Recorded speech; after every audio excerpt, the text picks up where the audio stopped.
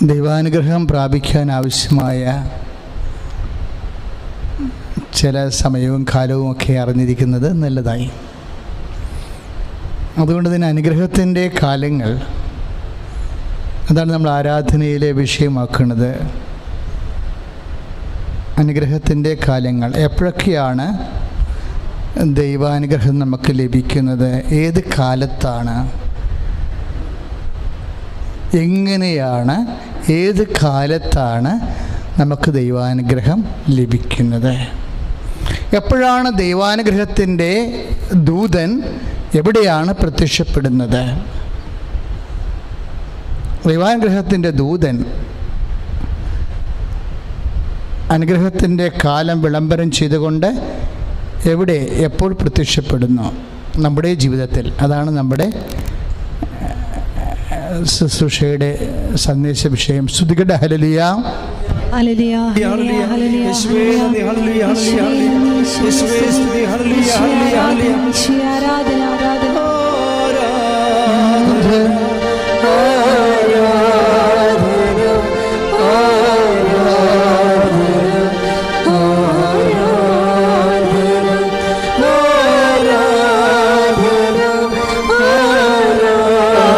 പാപമോചനത്തിനായുള്ള മർക്കോസിൻ്റെ സുവിശേഷം 1-ാം അധ്യായം 4-ാമത്തെ വാക്യം ഏറ്റുപറഞ്ഞ്, പാപമോചനത്തിനായുള്ള അനുതാപത്തിന്റെ ജ്ഞാനസ്നാനം പ്രസംഗിച്ചുകൊണ്ട് സ്നാപക യോഹന്നാൻ മരുഭൂമിയിൽ പ്രത്യക്ഷപ്പെട്ടു. നമ്മുടെ മരുഭൂമിയിൽ പ്രത്യക്ഷപ്പെടാനുള്ള സാധ്യതയുണ്ട്. ജീവിത മരുഭൂമിയിൽ കർത്താവിൻ്റെ വചനം എപ്പോഴും ഇങ്ങനെ വ്യത്യസ്തങ്ങളായ ദൈവസന്ദേശങ്ങൾ നമ്മൾക്കിങ്ങനെ 110-ാം സങ്കീർത്തനം പറയണ പോലെ, അങ്ങയുടെ വചനം എൻ്റെ പാദങ്ങൾക്ക് ദീപവും പാതയിലെ പ്രകാശവുമാണ്. പാതയിലെ പ്രകാശം കാലത്തിനൊപ്പം ഇങ്ങനെ സഞ്ചരിച്ചു കൊണ്ടേയിരിക്കാം. കർത്താവിൻ്റെ ഓരോ വചനവും പ്രകാശത്തിൻ്റെ സ്രോതസ്സാണ്. അവിടുന്ന് ചുരുൾ നിവർത്തിയപ്പോൾ പ്രകാശം ചുരിഞ്ഞെന്ന് കർത്താവിൻ്റെ വചനത്തിലുണ്ട്. അതുകൊണ്ട് ഓരോ വചനവും, ദൈവത്തിൻ്റെ ഓരോ വചനവും കാലപ്രകാശമാണ്. ചിലപ്പോൾ ഇപ്പം നിങ്ങളുടെ മുമ്പിൽ പ്രകാശിക്കുന്ന വചനം ഏതാണ്? മരുഭൂമിയാണ്. മരുഭൂമിയിലാണ് ദൈവസാന്നിധ്യം പ്രത്യക്ഷപ്പെടുന്നത്. എങ്ങനെ? സ്നാപകൻ്റെ വേഷത്തിലെ. നമ്മുടെ മരുഭൂമിയിലെ സ്നാപകൻ്റെ വേഷത്തിലാണ് ആദ്യമായി ദൈവസാന്നിധ്യം പ്രത്യക്ഷപ്പെടുന്നത്. എന്നിട്ട് മരുഭൂമിയെ അതിജീവിക്കാനുള്ള വഴികൾ പറഞ്ഞു കൊടുക്കും. അതാണ് മർക്കോസിൻ്റെ സുവിശേഷം 1-ാം അധ്യായം 4-ാമത്തെ വാക്യം. എന്താ നമ്മൾ വായിച്ചത്? പാപമോചനത്തിനായുള്ള അനുതാപത്തിൻ്റെ ജ്ഞാനസ്നാനം പ്രസംഗിച്ചുകൊണ്ട് സ്നാപക യോഹന്നാൻ മരുഭൂമിയിൽ പ്രത്യക്ഷപ്പെട്ടു. ഇപ്പോൾ നമ്മുടെ ജീവിതം ഇപ്പോൾ ഡള്ളാണ്, മരുഭൂമിയുടെ അവസ്ഥയാണ്, രോഗമാണ്, വരുമാന മാർഗ്ഗമില്ല, സമാധാനം, സന്തോഷമില്ല, ഹൃദയത്തിന്, കുടുംബത്തിന് സമാധാനമില്ല. ഇങ്ങനെ ഒരു വല്ലാത്തൊരു മരുഭൂമി. പ്രത്യേകിച്ച് തണൽ മരങ്ങളൊന്നുമില്ല കയറി നിൽക്കാൻ. നമ്മളെ സപ്പോർട്ട് ചെയ്തവരെ, നമ്മളെ സന്ധിക്കുന്നവരെ, സംരക്ഷിക്കുന്നവരെ, തണലും കുളിർക്കാറ്റുമൊക്കെ ജീവിതത്തിൻ്റെ വെയിലിൽ നൽകിക്കൊണ്ടിരിക്കുന്ന മരങ്ങൾ ചില സമയത്ത് വെട്ടിമാറ്റപ്പെടും. ചിലപ്പോൾ ആൾ മരിച്ചു പോകും. നിങ്ങളെ സഹായിച്ചുകൊണ്ടിരിക്കുന്ന ആൾ, അപ്പനായാലും അങ്കിളായാലും ആൻറ്റി ആയാലും ചില സമയത്തും അവർ ലോകത്തുനിന്ന് വിട പറഞ്ഞു പോകും. അപ്പം നമുക്ക് തണലില്ല, നമ്മൾ മരുഭൂമിയായി. ഈ മരുഭൂമിയാകുമ്പോൾ നമ്മൾ ഉടനെ നിരാശപ്പെട്ടു. ആൻറ്റി മരിച്ചു പോയല്ല, അങ്കിൾ മരിച്ചു പോയല്ല, അപ്പം മരിച്ചു പോയല്ല, ഇനി ആരുണ്ട്, എന്ത്, ഇങ്ങനെ നമ്മൾ സങ്കടപ്പെട്ട് കിടക്കും. പക്ഷേ നമ്മൾ വളരെ ശ്രദ്ധിക്കുകയാണെങ്കിൽ നിങ്ങളെപ്പോഴും മനസ്സിലാക്കേണ്ട ഇതാണ്. ഈശോ ഒരു വാക്ക് ഇടക്ക് പറഞ്ഞേ, നിങ്ങൾ ഭൂമിയിൽ ആരെയും അപ്പാ എന്ന് വിളിക്കേണ്ടെന്ന്. അപ്പനല്ലാത്തതുകൊണ്ടല്ല, അപ്പൻ്റെ സ്ഥാനത്ത് നിങ്ങളെ ആശ്രയം വെക്കേണ്ടത് ദൈവത്തെ മാത്രമാണെന്നാണ്. നിങ്ങൾ ഭൂമിയിൽ ഏറ്റു പറഞ്ഞ് നിങ്ങൾ ഭൂമിയിൽ ആരെയും പിതാവെന്ന് വിളിക്കരുത്. അപ്പൻ്റെ സ്ഥാനത്ത്, കാരണം നമ്മുടെ അപ്പന്മാർ ഒക്കെ ഒരു ടൈം കഴിയുമ്പോൾ അവരുടെ സമയം പൂർത്തിയാക്കി അവർക്ക് പിരിഞ്ഞു പോകേണ്ടി വരും. പിന്നെ നിലനിൽക്കുന്നത് എന്താണ്? പിതാവായ ദൈവം മാത്രമേ ഉള്ളൂ. അതുകൊണ്ടാണ് ഈ ഐസയ്ക്ക് വെളിപാട് കൊടുക്കുമ്പോൾ അവൻ നിത്യനായ പിതാവ്, സമാധാന പ്രഭു എന്നൊക്കെ പറയണത്. അവൻ നിത്യനായ പിതാവ്. പിതാവെന്ന് പറയുമ്പോൾ ബൈബിൾ എപ്പോഴും പറയും കാലികമായ പിതാക്കന്മാരുണ്ട് മനുഷ്യർക്ക്, പിന്നെ നിത്യനായ പിതാവുണ്ട്. ഈശോനെക്കുറിച്ച് പറയണത് അവൻ നിത്യനായ പിതാവെന്നാണ്. ആരെല്ലാം മരിച്ചാലും കർത്താവിനും മരണമില്ലാതെ നിലനിൽക്കും. അതുകൊണ്ടാണ് അവിടത്തേക്കിനും മരണമില്ലെന്ന് പൗലോസ് പറയണത്. സ്തുതിക്കട്ടെ ഹല്ലേലൂയ, യേശുവേ സ്തോത്രം, ഹല്ലേലൂയ, ഹല്ലേലൂയ. അവൻ നിത്യനായ പിതാവ്, സമാധാന പ്രഭു. അപ്പോഴിപ്പോൾ നമ്മളെപ്പോഴും ഇപ്പം അപ്പൻ്റെ സ്ഥാനത്ത് നമ്മളെ സപ്പോർട്ട് ചെയ്യുന്ന, സന്ധിക്കുന്ന, സംരക്ഷിക്കുന്ന ആരായാലും ഇവരാരും നിത്യമല്ല. അതുകൊണ്ടാണ് നിങ്ങൾ ഭൂമിയിൽ ആരെയും പിതാവെന്ന് വിളിക്കരുത് എന്ന് പറയണം. അപ്പൻ്റെ സ്ഥാനത്ത് ആരെയും ആശ്രയിക്കരുത്.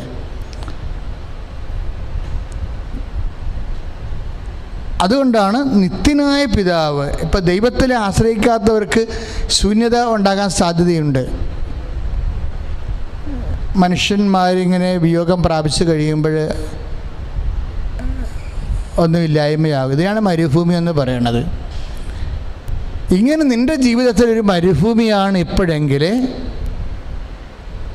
ഇതിനെ തരണം ചെയ്യാൻ, ഇത് ദൈവിക പദ്ധതിയുടെ ഭാഗമായിട്ടാണ് മരുഭൂമി വരണത്, അല്ലാതെ ശാപമായിട്ടൊന്നുമില്ല, ഭാഗമായിട്ട് പദ്ധതിയുടെ ഭാഗമായിട്ടാണ്. അതുകൊണ്ടാണ് നമ്മൾ മർക്കോസ് 1:4 മരുഭൂമിയിൽ പ്രത്യക്ഷപ്പെടുന്നത് ആരാണ്?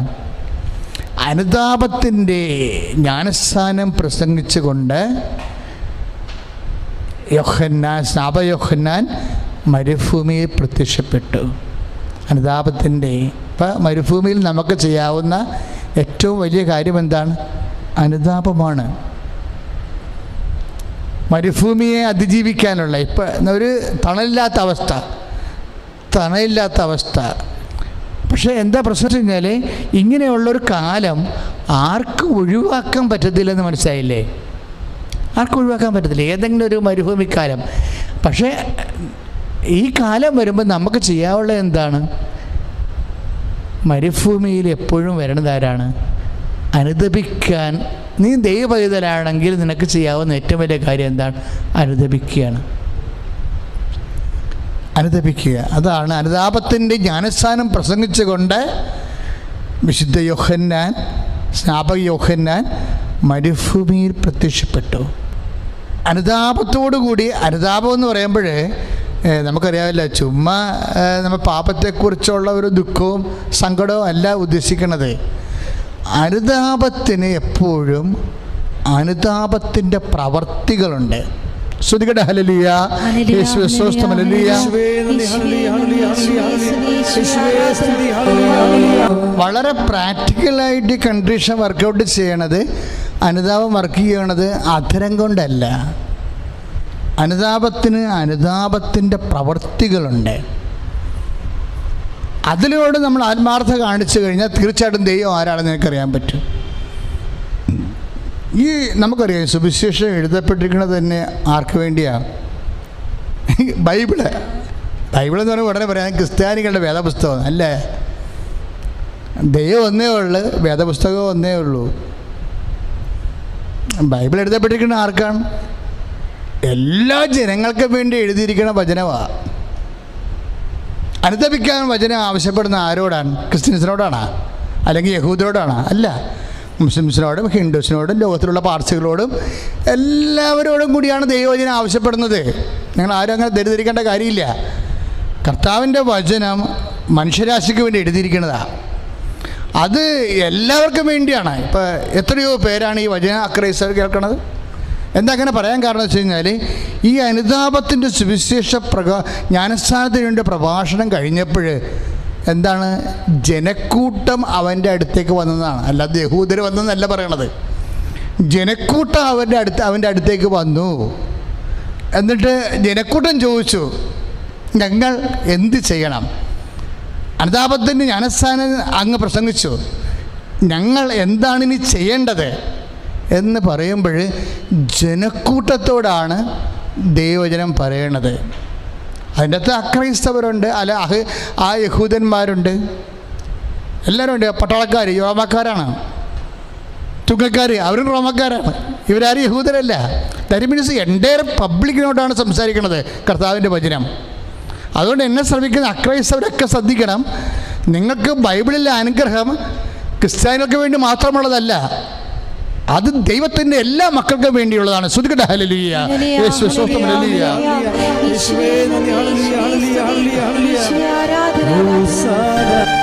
വിശുദ്ധ ലൂക്കായുടെ സുവിശേഷം 3:10 യോഹന്നാൻ്റെ അനുതാപത്തിന് വേണ്ടിയുള്ള ആഹ്വാനം, ദൈവവചന പ്രഘോഷണം കഴിയുമ്പോൾ ജനങ്ങൾ വന്ന് ചോദിക്കുന്നതാണ്. യോഹന്നാൻ 3:10 അല്ല, വിശുദ്ധ ലൂക്കായുടെ സുവിശേഷം 3-ാം അധ്യായം 10-ാം വാക്യം. ജനക്കൂട്ടം അവനോട് വന്ന് ചോദിച്ചു, അല്ലാതെ യഹൂദന്മാരൊന്ന് ചോദിച്ചു, ക്രിസ്ത്യൻസ് വന്ന് ചോദിച്ചു, അങ്ങനെയല്ല. ഇത് എൻ്റയർ കമ്മ്യൂണിറ്റി പബ്ലിക് വന്ന് ചോദിക്കുകയാണ്, പൊതുജനം വന്ന് ചോദിക്കുകയാണ്, ഞങ്ങൾ എന്താണ് ചെയ്യേണ്ടത്? ഒരു മരുഭൂമിയുടെ അവസ്ഥയാണ് നിങ്ങളെങ്കിൽ, കർത്താവിൻ്റെ ദൈവികമായ ഇടപെടലുകൾ നിങ്ങളുടെ ജീവിതത്തിൽ ഉണ്ടാകണമെന്നുണ്ടെങ്കിൽ വാട്ട് വി ഷുഡ് ഡു, അതാണ് ചോദിക്കണവരെ. അപ്പോൾ അനുതാപത്തിൻ്റെ പ്രവൃത്തികളെക്കുറിച്ച് യോഹന്നാൻ പറയും, നിങ്ങൾ ഷെയർ ചെയ്യണമെന്ന് പറയും. എന്ത് ജാതിയായാലും ഏത് മതത്തിൽ വിശ്വസിച്ചാലും, ക്രിസ്ത്യാനിയാണെങ്കിൽ അല്ലെങ്കിലും യു മസ്റ്റ് ഷെയർ. തണ്ടുടുപ്പുള്ളവൻ ഒന്നില്ലാത്തവന് കൊടുക്കണം, വിഭവങ്ങളെ ഷെയർ ചെയ്യണം. പച്ചൻ്റെ വചനം കേട്ടുകൊണ്ട് ദൈവത്തിൻ്റെ വചനമാണെന്ന് മനസ്സിലാക്കിക്കൊണ്ട് നിങ്ങൾക്കുള്ളത് ഇല്ലാത്തവരെ പങ്കുവെച്ച് കഴിഞ്ഞാൽ യു വിൽ ബി ബ്ലെസ്ഡ്. പ്രാർത്ഥിക്കുക, കർത്താവായ ദൈവമേ, കർത്താവിൻ്റെ വചനം കേട്ടുകൊണ്ട് ദൈവ മനസ്സനുസരിച്ചുകൊണ്ട് ഇല്ലായ്മക്കാരുമായി എൻ്റെ ഉണ്മ എനിക്കുള്ളത് പങ്കുവെക്കാനുള്ള അഭിഷേകം നൽകണമേ. ശ്രുതികടേ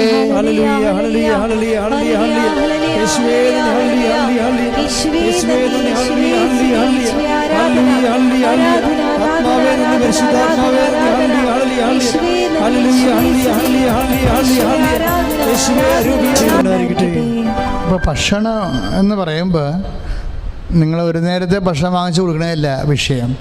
ഇപ്പോൾ ദ മീൻസ് ഓഫ് ലൈവ്ലിഹുഡ് എല്ലാം അതിൻ്റെ അകത്തുള്ളതാണ്. ഇപ്പോൾ നമ്മൾ ഒരുത്തന് ജോലി വാങ്ങിച്ചു കൊടുത്തു, അപ്പോൾ അല്ലെങ്കിൽ ജോലി വാങ്ങിച്ചു കൊടുക്കാനുള്ള കാര്യങ്ങൾ പറഞ്ഞു കൊടുത്തു. ഇപ്പോൾ ഒരു PSC ടെസ്റ്റ് തന്നെ അവർ മറന്നിരിക്കുകയാണ്, നമ്മൾ പറഞ്ഞു കൊടുക്കുകയാണെന്നുണ്ടെങ്കിൽ അടുത്ത അനുതാപ പ്രവർത്തനമാണ്. ഒരു നേഴ്സിംഗ് പരീക്ഷ വരുന്നു, അത് മറന്നിരിക്കുന്നവരെ നിങ്ങൾ നിങ്ങൾ അറ്റൻഡ് ചെയ്യണില്ലേ, നിങ്ങൾ എഴുതണില്ലേ എന്ന് ചോദിക്കുമ്പോൾ നമ്മൾ ഭക്ഷണത്തിനുള്ള മാർഗം കാണിച്ചു കൊടുക്കുകയാണ്. അതെല്ലാം എന്നിട്ട് ദൈവനാമത്തിൽ അനുഗ്രഹം പ്രാപിക്കാനുള്ള വഴികളാണ് അച്ഛൻ പറയണത്. ഭക്ഷണം ഇല്ലാത്തവർക്ക് ഭക്ഷണം കൊടുക്കാൻ പറയുമ്പോൾ ഭക്ഷണത്തിനുള്ള വഴികൾ കാണിച്ചു കൊടുക്കണം, അല്ല ഒരു നേരത്തെ ഭക്ഷണം വാങ്ങിച്ചു കൊടുക്കണമല്ല വിഷയം. ഏതെല്ലാം മാർഗത്തിലൂടെ ആ കുടുംബത്തെ കരകയറ്റി കൊണ്ടുവരാൻ പറ്റും അത് കാണിച്ചു കൊടുക്കുന്നത് ദൈവനാമത്തിലാകുമ്പോൾ അത് അനുതാപത്തിൻ്റെ പ്രവർത്തനമാകും. ശ്രുതികട ഹല്ലേലൂയ, യേശുവേ സ്തോത്രം, ഹല്ലേലൂയ.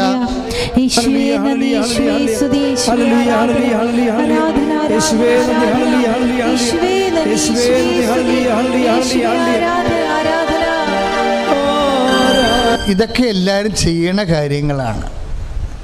മനുഷ്യന്മാരൊക്കെ പകുതി മുക്കാലും നല്ല മനുഷ്യരാണ്. കുറച്ച് പേർക്ക് മാത്രമേ മറ്റുള്ളവർ നന്നാകുന്നതിലുള്ള നെഞ്ചുവേദനയൊക്കെ ഉണ്ടാകത്തുള്ളൂ. പക്ഷേ 60% മനുഷ്യരും നല്ല മനുഷ്യരാണ്. പക്ഷേ പ്രോബ്ലം അതല്ല പ്രശ്നം. ഇങ്ങനെ ചെയ്യണ കാര്യം അവരുടെ ക്രെഡിറ്റിലാണ് അവർ ചെയ്യണത്. ഞാനല്ലേ നിനക്ക് ജോലി വാങ്ങിച്ചതെന്നും പറഞ്ഞുകൊണ്ട് മരണം വരെ അവരെ ഇങ്ങനെ ഭീഷണിപ്പെടുത്തിക്കൊണ്ട് നടക്കും. അപ്പോഴത് നമ്മുടെ ക്രെഡിറ്റിലായി. നമുക്ക് സഹായിക്കാൻ അവസരം കിട്ടി, സഹായിച്ചു, ദാറ്റ്സുള്ളേ. പിന്നെ നമ്മൾ അതിൻ്റെ പങ്ക് പറ്റാൻ വേണ്ടി അവരുടെ ബഹുമാനവും ആദരവൊക്കെ പറ്റാൻ വേണ്ടി നടക്കുമ്പോഴാണ് അത് നമ്മുടെ വകുപ്പിലായി പോകുന്നത്. മറിച്ച് അത് ദൈവത്തിൻ്റെ മഹത്വത്തിന് വേണ്ടി കാഴ്ചവെക്കുമ്പോഴാണ് അനുതാപത്തിൻ്റെ അനുഗ്രഹമായി വരണത്. അതായത് നമുക്ക് ലഭിക്കുന്ന അവസരങ്ങൾ നമ്മളത് ചെയ്യുമ്പോൾ ദൈവനാമത്തെ ചെയ്യണമെങ്കിൽ വലിയ അനുഗ്രഹം ലഭിക്കും. പ്രാർത്ഥിക്കുക, കർത്താവായ ദൈവമേ, ഇങ്ങനെയുള്ള സൽപ്രവൃത്തികൾ അങ്ങയുടെ നാമത്തിന്റെ മഹത്വത്തിനായി അനുതാപ പ്രവർത്തനങ്ങൾ പോലെ ചെയ്ത് കൃപ പ്രാപിക്കുവാൻ എന്നെ അഭിഷേകം ചെയ്യണം. ശ്രദ്ധിക്കട്ടെ. ഹല്ലേലൂയ, യേശുവേ നന്ദി, ഹല്ലേലൂയ, ഹല്ലേലൂയ, ഹല്ലേലൂയ, ഹല്ലേലൂയ, യേശുവേ നന്ദി, ഹല്ലേലൂയ, ഹല്ലേലൂയ, യേശുവേ മഹത്വം, മഹത്വം, മഹത്വം, മഹത്വം, മഹത്വം, ഹല്ലേലൂയ, ഹല്ലേലൂയ, ഹല്ലേലൂയ, ഹല്ലേലൂയ,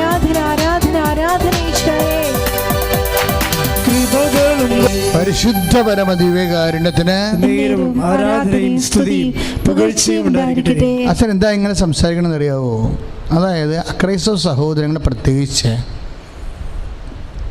നിങ്ങൾക്കും കൂടി രക്ഷപ്പെടാനും അനുഗ്രഹം പ്രാപിക്കാനും വേണ്ടിയുള്ള ദേവവചസ്സുകളാണ് വിശുദ്ധ ഗ്രന്ഥത്തിലുള്ളതെന്ന് മനസ്സിലാക്കണം. ഇപ്പം അതിനകത്ത് ചുങ്കക്കാർ വരുന്നില്ല. ചുങ്കക്കാർ ശരിക്കും പറഞ്ഞാൽ ബൈബിൾ ഓഡിയൻസ് അല്ല, യഹൂദന്മാരാണ് ബൈബിൾ ഓഡിയൻസ്. ഇപ്പം യഹൂദന്മാരായാലും ക്രൈസ്തവരായാലും അവരെല്ലാം സപ്ലൈ ഓഫീസിൻ്റെ ചുമതലയേ ഉള്ളൂ. ദൈവം കൊടുത്തിരിക്കുന്ന സംഭവം ജനങ്ങൾക്ക് വിതരണം ചെയ്യുക. ആ ജനങ്ങളിൽ ശരിക്കും പറഞ്ഞാൽ പട്ടാളക്കാരുണ്ട്. പട്ടാളക്കാർ വന്ന് ചോദിച്ചു, ഇപ്പം 3:14 ലുക്കായുടെ സുവിശേഷം ആ പട്ടാളക്കാർ മൊത്തം റോമക്കാരാണ്. അവർ വന്ന് ചോദിച്ചു, ഞങ്ങൾ എന്താണ് ചെയ്യേണ്ടത്? അപ്പോൾ പറഞ്ഞു, നിങ്ങൾ ആരെയും ഭീഷണിപ്പെടുത്തരുത്, ഗുഡായിസം കാണിക്കരുത്, കൊട്ടേഷൻ പരിപാടിയൊന്നും കാണിക്കരുത്, മസിൽ പവറൊന്നും കാണിക്കരുത്, ദാർഢ്യം കാണിക്കരുത്. അപ്പോൾ ഇങ്ങനെയൊക്കെ മനുഷ്യനോട് മാർദ്ദവത്തോടെ മനുഷ്യത്വത്തോട് പെരുമാറണത് പോലും ദൈവനാമത്തെ കാഴ്ചവെച്ച് കഴിയുമ്പോൾ നമ്മുടെ ആത്മാവ് ശക്തിപ്പെടും. പ്രാർത്ഥിക്കുക, കർത്താവേ മറ്റുള്ളവരോട് ദാർഢ്യമില്ലാതെ ഈശോയെ ഹൃദയംഗമായിട്ട് പെരുമാറി എൻ്റെ ആത്മാവിനെ ശക്തിപ്പെടുത്തുവാൻ എന്നെ സഹായിക്കണമേ. ശ്രുതികടെ ഹല്ലേലൂയ, ഹല്ലേലൂയ, ഹല്ലേലൂയ, യേശുവേ hallelujah, hallelujah, hallelujah, hallelujah, hallelujah, യേശുവേ സ്തുതി, ഹല്ലേലൂയ, ഹല്ലേലൂയ. ഓ അഗ്നി അഭിഷേകമേ, ഓ അഗ്നി അഭിഷേകമേ, കാറ്റായി വീശണമേ, തീ കാറ്റായി വീശണമേ.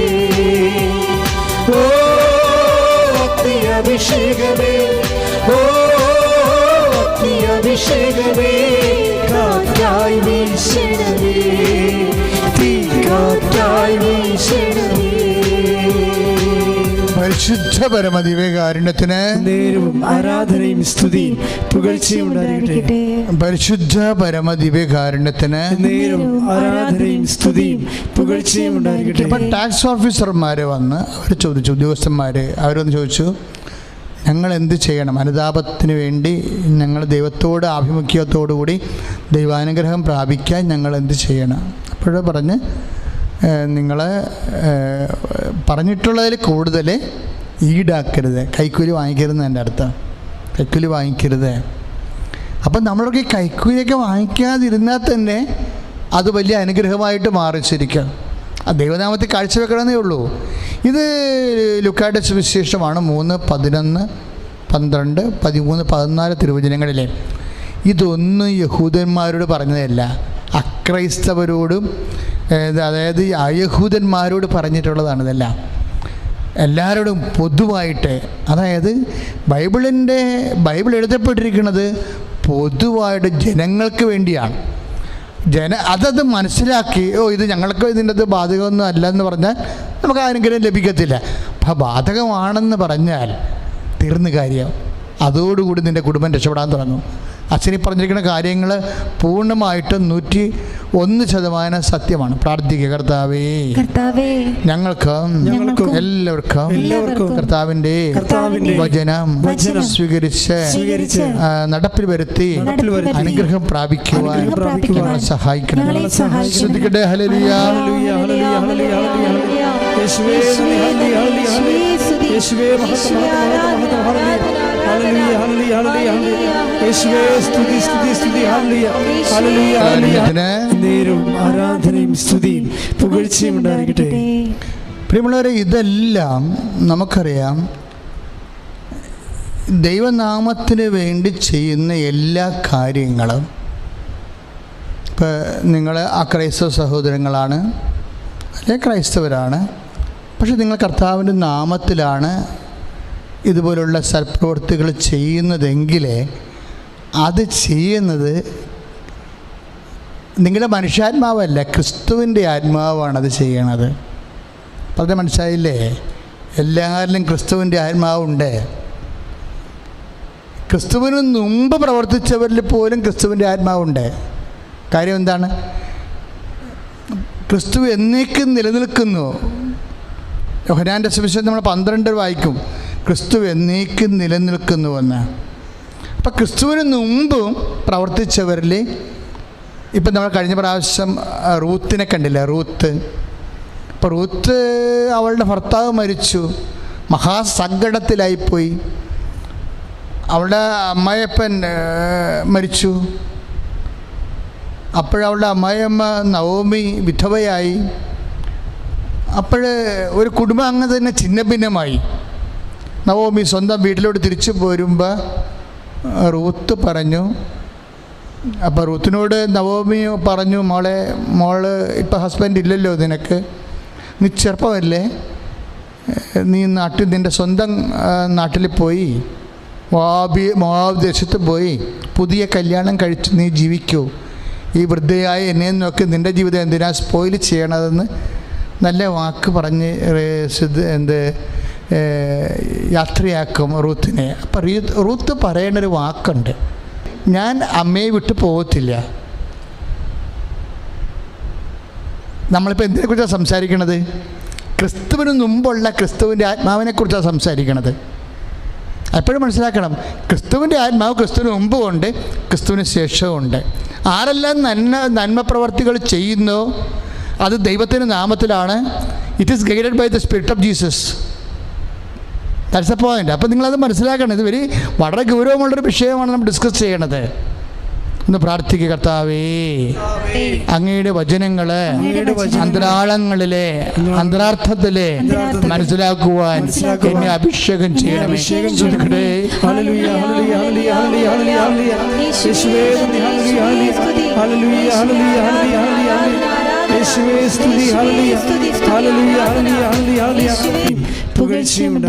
അപ്പോൾ അമ്മയെ ഞാൻ വിട്ടു പോകത്തില്ല. അമ്മയുടെ നാടാണ് എൻ്റെ നാട്, അമ്മയുടെ ചർച്ചക്കാർ ആണ് എൻ്റെ ചർച്ചക്കാർ. എന്നിട്ട് റൂത്തൊരു വാക്ക് പറയും. എന്താ പറഞ്ഞത്? അമ്മയുടെ ദൈവമാണ് എൻ്റെയും ദൈവം. റൂത്ത് 1:16 അമ്മയുടെ ദൈവമാണ് എൻ്റെയും ദൈവം എന്ന്. എന്നിട്ട് നമുക്കറിയാം ഇത് ഇവരിലെല്ലാം എന്തുമൊക്കെ ഈ റൂത്ത് അവസാനം ബോവാസിനെ വിവാഹം കഴിക്കും. ബത്ലഹേമിൽ വന്ന് അവർക്ക് ഒബേദ് എന്ന് പറഞ്ഞ മകൻ ജനിക്കും. ഒബേദിന് പിന്നീട് ജെസ്സ ജനിക്കും. ജെസ്സയ്ക്ക് പിന്നെ ദാവീദ് ജനിക്കും. അങ്ങനെ ദാവീദ് വംശത്തിൽ ഈശോ ജനിക്കും. അപ്പോൾ ഇവർക്കെല്ലാം എന്തോ ഒരു ക്ലൂ ഉണ്ട് അവരുടെ ഉള്ളിലെല്ലാം. അവരിങ്ങനെയൊക്കെ പറയുമ്പോൾ അവരെ കൊണ്ട് പറയിപ്പിക്കണ ഒരു ആത്മാവുണ്ട്. റൂത്തിലുണ്ടത്. റാഹാബിലും അങ്ങനെ തന്നെയാണ്. റാഹാബില്ലേ, ജെറിക്കോയിലെ റാഹാബ്, അപ്പോൾ ജെറിക്കോ പട്ടണം കീഴടക്കാൻ വേണ്ടി വരുമ്പോൾ റാഹാബ് ആ നഗര കവാടത്തിൽ താമസിക്കുന്നുണ്ടാവും. അവിടെയാണ് ഉറ്റുനോക്കാൻ വന്നവർ താമസിക്കുന്നത്. പക്ഷെ വേണമെങ്കിൽ അവരെ ഒറ്റിക്കൊടുക്കാം റാഹാബിനെ. റാഹാബ് ഒറ്റിക്കൊടുക്കത്തില്ല. റാഹാബ് ഒറ്റിക്കൊടുക്കാതെ റാഹാബ് പറയും, എനിക്ക് തോന്നണത് ഈ ദേശം നിങ്ങളുടെ കർത്താവ് നിങ്ങൾക്ക് തരുമെന്ന്. അപ്പം നമ്മൾ ജോഷുവ 2:9 വായിക്കുമ്പോൾ റാഹാബിൻ്റെ ഉള്ളിലുള്ള ഒരു സ്പിരിറ്റാണത്. എൻ്റെ മനസ്സ് പറയണേ, ഈ ദേശം നിങ്ങളുടെ കർത്താവ് നിങ്ങൾക്ക് തരും. എന്നിട്ട് റാഹാബ് വേറെയും കുറച്ച് കാര്യം പറയും. 1:10 ചിലവ് പറയും. അതായത് ആകാശത്തിലും ഭൂമിയിലും കർത്താവല്ലാതെ വേറെ ദൈവമില്ലെന്ന് പറയും. റഹാബ് ആരാണ്? ഒരു വിജാതി സ്ത്രീയാണ്. റൂത്ത് ആരാണ്? ഒരു വിജാതി സ്ത്രീയാണ്. ഇപ്പോൾ ഇവിടെയൊക്കെ ഉള്ളിൽ വരണ ഒരു വാക്കില്ലേ, ഇപ്പം അവർ വിജാതീയ സ്ത്രീയാണെങ്കിലും അവരെ കർത്താവിനെക്കുറിച്ച് ചിന്തിക്കുമ്പോൾ ഇതേക്കുറിച്ച് പിന്നീട് പൗലോസ് പറയണത്, ഇപ്പം ജോഷുവ 1:9 അല്ല 2:9 റാഹാവ് പറയുന്നത് കർത്താവ് ഈ ദേശം നിങ്ങൾക്ക് തരുമെന്ന് പറയുമ്പോഴും അതിലെല്ലാം ദൈവത്തിൻ്റെ ഒരു വചനമുണ്ട്, ദൈവത്തിൻ്റെ ഒരു നടക്കാൻ പോണ ഒരു പ്രവചനമാണിതെല്ലാം. ഈ അർത്ഥത്തിൽ റൂത്തും പ്രവാചികയാണ്, ഈ അർത്ഥത്തിൽ റാഹാബും പ്രവാചികയാണ്. വിജാതിയരാണ്, പക്ഷെ അവർ പ്രവാചകരാണ്. എന്താ കാര്യം? ദൈവികമായ പദ്ധതി അവിടെ ഉള്ളിൽ ദൈവം പ്രചോദിപ്പിക്കുന്നുണ്ട്. ഇതിനെക്കുറിച്ച് പിന്നീട് പത്രോസ്ലീഹ പറയും. അതായത് പത്രോസ്ലീഹ എന്നാ പറയണത്? 1 പത്രോസ് 1:10 നിങ്ങൾക്ക് ലഭിക്കാനിരിക്കുന്ന കൃപയെക്കുറിച്ച്, അതായത് ഈ റൂത്തിനും റാഹാബിനും മറ്റ് പ്രവാചകന്മാർക്കും അതാണ് ഉദ്ദേശിക്കുന്നത്. നിങ്ങൾക്ക് ലഭിക്കാതിരിക്കുന്ന കൃപയെക്കുറിച്ച് അറിയിച്ച പ്രവാചകന്മാർ ഈ രക്ഷയെക്കുറിച്ച് ആരായുകയും അന്വേഷിക്കുകയും ചെയ്തു. ക്രിസ്തു സഹിക്കേണ്ടിയിരുന്ന പീഡകളെക്കുറിച്ചും അനന്തര മഹത്വത്തെക്കുറിച്ചും അവരിലുണ്ടായിരുന്ന ക്രിസ്തുവിൻ്റെ ആത്മാവ് മുൻകൂട്ടി പ്രവചിച്ചു. Price the Lord.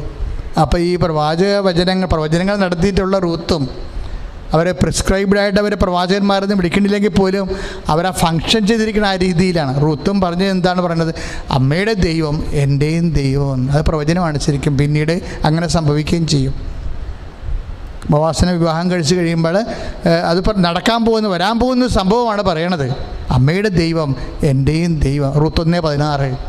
അത് തന്നെയാണ് ജോഷുവ 2:9 പറയണത്. എന്താ പറയണത്? ഈ ദേശം കർത്താവ് നിങ്ങൾക്ക് തരുമെന്ന് എൻ്റെ മനസ്സ് പറയുന്നു. ഭൂലോകത്ത് കർത്താവല്ലാതെ വേറെ ദൈവമില്ല, ഭൂമിയിലായാലും ആകാശത്ത്. റാഹാവ് പറയണതാണ്.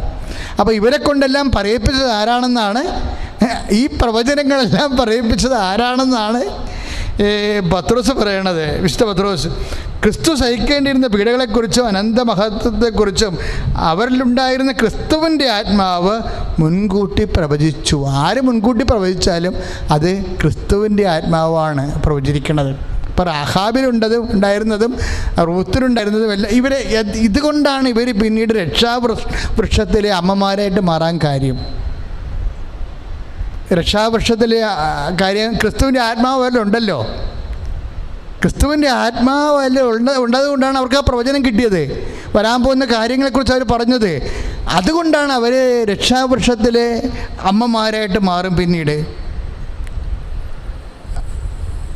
അതായത് റൂത്ത് ബോവാസിൻ്റെ പിതാവായിരുന്നു സാൽമോന്. ഇപ്പം നമ്മൾ മത്തായിയുടെ ശ്ലീഹയുടെ സുവിശേഷമൊക്കെ 1:5 വായിക്കുമ്പോൾ സാൽമോൻ ബോവാസിൻ്റെ പിതാവാണ്. അപ്പോൾ ബോവാസിൽ നിന്ന് ഒബേദ് ജനിച്ചു. റൂത്തിൻ്റെ ഭർത്താവാണ് ബോവാസ്. ഒബേദിൽ നിന്ന് ജസ്സെ ജനിച്ചു. ജസ്സയിൽ നിന്ന് ദാവീദ്. അപ്പോൾ നോക്കിയേ, ഇവർ രക്ഷാവൃക്ഷത്തിലെ അമ്മമാരെ റൂത്ത് മാറിയത് എന്തുകൊണ്ടാണ്? ഇവരിൽ ഈ ദൈവജ്ഞാനം, ദൈവാത്മാവ് കുടികൊണ്ടുപോകണം, ക്രിസ്തുവിൻ്റെ ആത്മാവ് കുടികൊണ്ടുപോകും. അതുകൊണ്ടാണ് പൗലോസ് പിന്നീട് ഇതിനെക്കുറിച്ച് പറയുമ്പോഴേ പൗലോസ് പറയും, ക്രിസ്തുവിൻ്റെ ആത്മാവ് ഉള്ളവരാണ് ക്രിസ്തുവിനുള്ളവരെന്ന്. ക്രിസ്തുവിന് ഇപ്പം നമ്മൾ റോമ 8:9 വായിക്കുമ്പോഴേ റോമ 8:9 വായിക്കുമ്പോൾ വളരെ വിശുദ്ധ പൗലോസ് അപ്പോസ്തലൻ വളരെ ഹൃദ്യമായി സംസാരിക്കുന്നുണ്ട് അവിടെ ഈ വിഷയത്തെക്കുറിച്ച്. ക്രിസ്തുവിൻ്റെ സ്തുതിക്കട്ടെ, ഹല്ലേലൂയ, യേശുവേ സ്തോത്രം, ഹല്ലേലൂയ.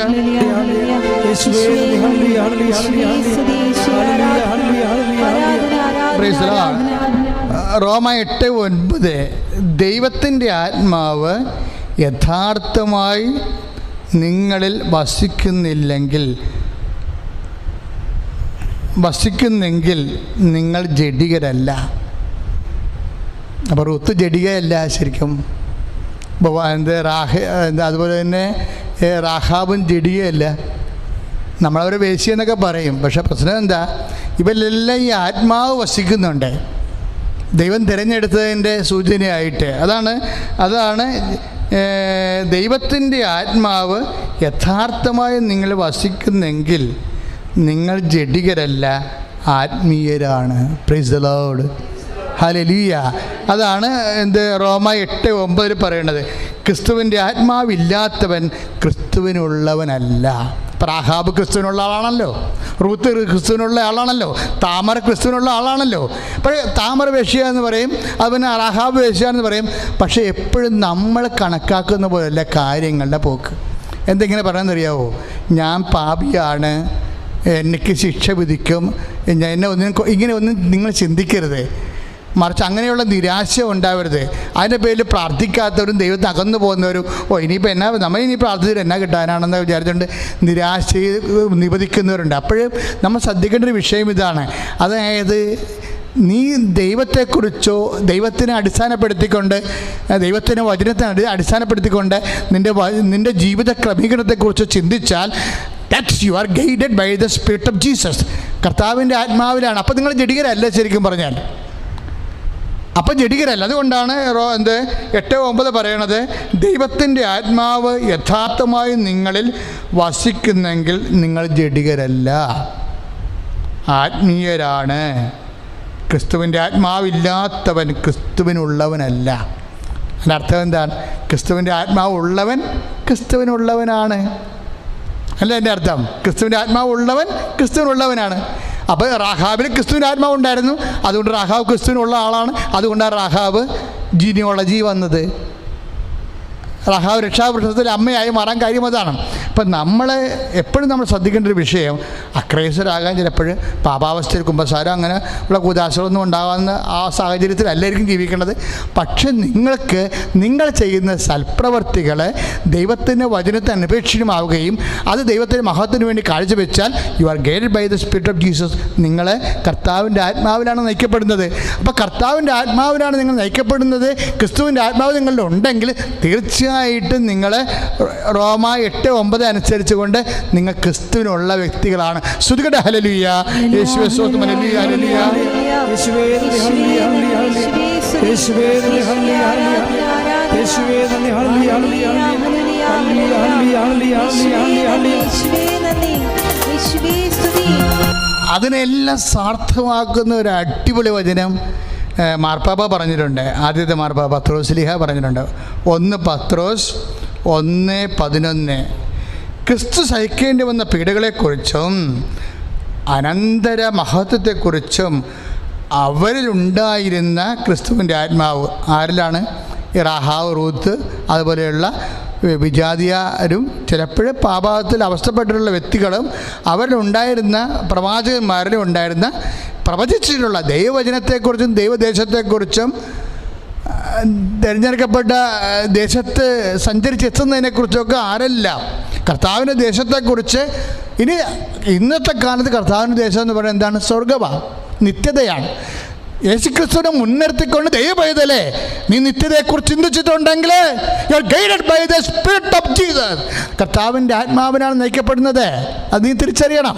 അപ്പോൾ അതിനെന്താ പറയണത്? അങ്ങനെയുള്ളവരെ അവരുണ്ടായിരുന്ന ക്രിസ്തുവിൻ്റെ ആത്മാവ് മുൻകൂട്ടി പ്രവചിച്ചു. അവരാകട്ടെ അത് എപ്പോഴെന്നും എങ്ങനെയെന്നും ആരായുകയും ചെയ്തു. അവർ തങ്ങളെ തന്നെയല്ല നിങ്ങളെയാണ് ശുശ്രൂഷിക്കുന്നതെന്ന് അവർക്ക് വെളിപ്പെട്ടിരുന്നു. അപ്പം അങ്ങനെ ക്രിസ്തുവിൻ്റെ ആത്മാവിനാൽ ആരെങ്കിലും സൽപ്രവർത്തികൾ ദൈവനാമത്തിൻ്റെ മഹത്വത്തിന് വേണ്ടി ചെയ്താൽ, സൽപ്രവർത്തികൾ ബൈബിള് വിഭാവന ചെയ്യുന്ന സൽപ്രവർത്തികൾ ദൈവനാമത്തിൻ്റെ മഹത്വത്തിന് വേണ്ടി ചെയ്താൽ നിങ്ങൾ ക്രിസ്തുവിൻ്റെ ആത്മാവിനാലാണ് നിങ്ങൾ നയിക്കപ്പെടുന്നത്. നിങ്ങൾ ക്രിസ്തുവിൻ്റെ ആത്മാവിനാലാണ് നയിക്കപ്പെട്ടുകൊണ്ട് സൽപ്രവർത്തികൾ ചെയ്തെങ്കിൽ നിങ്ങൾ സഭയിലെ അംഗമാണ്. അതാണ് ഇവിടെ എഴുതിയിരിക്കുന്നത്. ചിലപ്പോൾ നിങ്ങൾ ജ്ഞാനസ്നാനപ്പെട്ട് കാണില്ല, പള്ളി വന്ന് കാണത്തില്ല, പക്ഷേ നിങ്ങൾ സഭയുടെ അംഗമാകൂ. എങ്ങനെയാണ് ആകണത്? കർത്താവിൻ്റെ അത് അങ്ങനെ ചെയ്യുന്നത് വഴി അവർ തങ്ങളെ തന്നെയല്ല നിങ്ങളെയാണ് ശുശ്രൂഷിക്കുന്നത്. അതായത് 1 പത്രോസ് 1:12 അവർ അപ്പം അങ്ങനെ സൽപ്രവൃത്തികൾ ചെയ്യുന്നത് വഴി അവർ തങ്ങളെ തന്നെയല്ല ശുശ്രൂഷിക്കണത്, മറിച്ച് ആരാണ്? നിങ്ങളെയാണ്. എൻ്റെ കമ്മ്യൂണിറ്റി ചേർച്ചിനെയാണ്, അതായത് ദൈവ ജനത്തെയാണ് ശുശ്രൂഷിക്കുന്നത്, സഭയാണ്. That means they are anonymous members of the church. അതായത് അവർ ചിലപ്പോൾ അനൗദ്യോഗികമായ അജ്ഞാത സഭയിലെ അംഗങ്ങളാണ്. അവർ കർത്താവിൻ്റെ മുമ്പിൽ സഭാ അംഗങ്ങൾ തന്നെയാണ്. അതാണ് പൗലോസ് അപ്പോസ്തലൻ പറയണത്. അവർ തങ്ങളെ തന്നെ, അത് 1 പത്രോസ് 1:12 അങ്ങനെ ചെയ്യുന്നവർ അവർ തങ്ങളെ തന്നെയല്ല നിങ്ങളെയാണ് ശുശ്രൂഷിക്കുന്നത്, സഭയെയാണ് ശുശ്രൂഷിക്കുന്നത് അവർക്ക് എന്ന് അവർക്ക് വെളിപ്പെട്ടിരുന്നു. സ്വർഗത്തിൽ നിന്ന് അയക്കപ്പെട്ട പരിശുദ്ധാത്മാവ് വഴി സുവിശേഷ പ്രസംഗകർ ഇക്കാര്യങ്ങൾ നിങ്ങളെ അറിയിച്ചിട്ടുണ്ടല്ലോ. ഞാനിപ്പോൾ നിങ്ങളെ അറിയിക്കുകയും ചെയ്യുകയാണ്. ഇതാ സുവിശേഷ പ്രസംഗകരാണ് ഇത് വെളിപ്പെടുത്തി കിട്ടുന്നത്. ശരിക്കും അതാണ് പൗലോസ് അങ്ങനെ പറയണത്. ഇവയിലേക്ക് എത്തി നോക്കാൻ ദൈവദൂതന്മാർ പോലും കൊതിക്കുന്നു. അപ്പോൾ ദൈവികമായ രഹസ്യമാണ്. ആരെങ്കിലും യേശുവിൻ്റെ കർത്താവിൻ്റെ വചനം കേട്ട് കർത്താവിൻ്റെ വചനത്തിന് അനുപേക്ഷണീയമായി ദൈവനാമത്തിന് മഹത്വത്തിന് വേണ്ടി നിങ്ങളുടെ സഹജീവികളെയും ആരെ സഹായിച്ചാലും അതെല്ലാം ദൈവത്തിൻ്റെ ക്രിസ്തുവിൻ്റെ ആത്മാവിലാണ് നിങ്ങൾ നയിക്കപ്പെടുന്നത്. ക്രിസ്തുവിൻ്റെ ആത്മാവിലാണ് നിങ്ങൾ നയിക്കപ്പെടുന്നതെങ്കിൽ നിങ്ങൾ അനൗദ്യോഗികമായി സഭയുടെ അദൃശ്യമായിട്ടുള്ള മെമ്പേഴ്സാണ്. സഭയിലെ അദൃശ്യമായിട്ടുള്ള മെമ്പേഴ്സാണെങ്കിൽ, അംഗങ്ങളാണെങ്കിൽ തീർച്ചയായിട്ടും ക്രിസ്തു നേടിയെടുത്തുള്ള നിത്യരക്ഷ നിങ്ങൾക്കും ഈ ഒരു കാര്യം കൊണ്ട് ലഭിക്കും. ശ്രദ്ധിക്കട്ടെ. ഹല്ലേലൂയ, യേശുവേ സ്തോത്രം. Hallelujah, hallelujah, hallelujah, hallelujah, hallelujah, hallelujah, hallelujah, യേശുവേ ഹല്ലേലൂയ, ഹല്ലേലൂയ, ഹല്ലേലൂയ, ഹല്ലേലൂയ, യേശുവേ സ്തുതി. Hallelujah, hallelujah. പ്രവേശിക്കുകയാണ്. പരിശുദ്ധ അമ്മ ദിവ്യതേജസ്സോടുകൂടി പ്രത്യക്ഷപ്പെട്ട ഈ മനോഹരമായ സ്വർഗീയമായ അൾത്താരയിൽ ഈശോ ജീവനോടെ സജീവമായി എഴുന്നള്ളിയിരിക്കുന്ന ഈ സമയത്താണ് നിങ്ങൾ കർത്താവിൻ്റെ സ്വർഗീയ രഹസ്യങ്ങളുടെ വെളിപാടുകൾ ഇപ്പോഴേ നിങ്ങൾ ശ്രമിച്ചത്. അതുകൊണ്ട് തന്നെ എൻ്റെ സഹോദരങ്ങൾ ഇപ്പോഴേ അതീവ വിശ്വാസത്തോടു കൂടി കർത്താവ് ഇപ്പോഴും നിങ്ങളെ സുഖപ്പെടുത്തുകയും ശക്തിപ്പെടുത്തുകയും ചെയ്യുന്ന സമയമാണ്. അച്ഛനോട് ചേർന്ന് പ്രാർത്ഥിക്കണം. രോഗങ്ങളുള്ളവരെ, വിവിധ രോഗങ്ങളുള്ള ഇടങ്ങളിലെല്ലാം ഈ സമയത്ത് നിൻ്റെ കൈകളെ കർത്താവിൻ്റെ നാമത്തിൽ വയ്ക്കണം. കൃപാസനത്തിൽ പരിശുദ്ധ അമ്മയുടെ പ്രത്യക്ഷപ്പെടലിൽ തിരുസഭയ്ക്ക് അടയാളം കിട്ടാൻ വേണ്ടി അമ്മ ഒത്തിരിയേറെ അനുഗ്രഹങ്ങൾ നമുക്ക് തരുന്നുണ്ട്. ആ ഒരു ബോധത്തിൽ വേണം നിങ്ങൾ കൃപാസന ശുശ്രൂഷകളെ ആശ്രയിക്കാനും പ്രാർത്ഥിക്കാനും വേണ്ടി. ഇപ്പോഴും നമ്മുടെ ഹൃദയത്തിൻ്റെ അസുഖങ്ങളെ അമ്മയുടെ മധ്യസ്ഥതയിൽ ഈശോ നാമത്തെ പ്രാർത്ഥിക്കുന്ന സമയമാണ്. ഇപ്പം ഹൃദയത്തിന് വാൽവ് ചുരുക്കമുള്ളവരുണ്ട്, വാൽവ് ബ്ലോക്കുള്ളവരുണ്ട്, ഹൃദയം എല്ലാവരും ചെയ്യുന്നവരുണ്ട്, പൾസ് കുറഞ്ഞവരുണ്ട്, കൂടിയവരുണ്ട്. അങ്ങനെ വ്യത്യസ്തങ്ങളായ വിഷമത ഉള്ളവർ ഇപ്പോഴേ ദൈവനാമത്തെ നെഞ്ചത്ത് ഇടതു നെഞ്ചിൽ കൈവച്ച് പ്രാർത്ഥിക്കേണ്ടതാണ്. ഇടതു നെഞ്ചിൽ കൈവെക്കാം.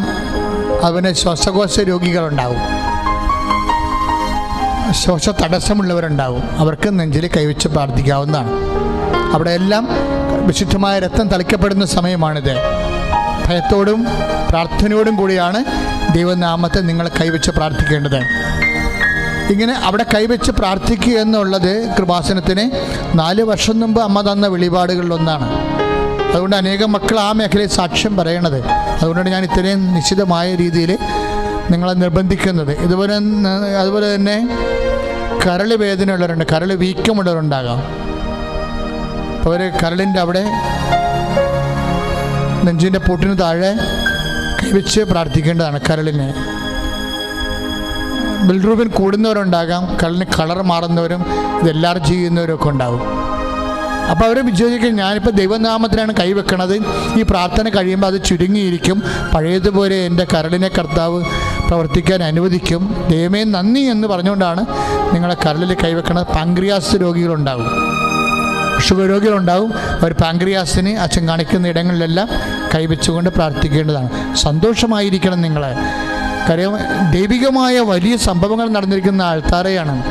അപ്പം അതുകൊണ്ട് തന്നെയാണ് ചില ആൾക്കാർ പറയും, അച്ഛാ ഞങ്ങളിവിടെ വരുമ്പോൾ ഒരു ശുശ്രൂഷയുമില്ലായിരുന്നു, അച്ഛനുമില്ലായിരുന്നു, പക്ഷേ അമ്മ ഞങ്ങളെ സഹായിച്ചെന്ന്.